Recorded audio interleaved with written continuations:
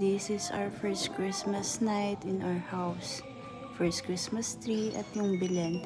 9 years ago na sa amin yung bilen na yan. Gusto ko kasi every Christmas meron kaming bilen. At sa mismong Christmas Eve, dun ilalagay ni Ramram si Baby Jesus dun sa maliit na crib. Para malaman nila kung anong meaning ng Christmas. Yung si Mary at si John, wala silang mahanap na bahay. Kaya si Jesus, napanganak siya dun sa kubo kasama yung mga animals, mga hayop. Nagpapakita na ganun siya ka-humble. But ngayon, and that signs means hope. Today, we're celebrating His birthday, the King of Friends. May handa ka man o wala.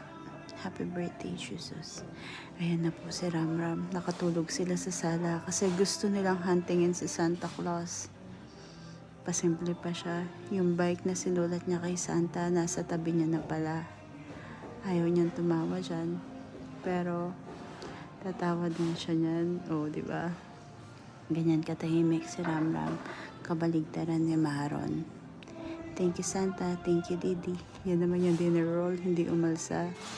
Yung husband ko, tagal-tagal na nagpa-practice mag-drone. Hindi pa rin niya ma-shots ng swabe yung property. Yan yung Arayat, yung terminal, Pampanga High School, at yung Capital Town, makikita niya din dyan.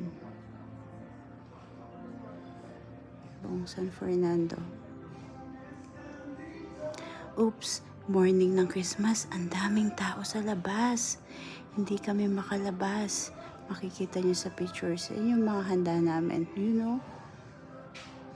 Mga pinsan ko, kapatid. Thank you, Jesus.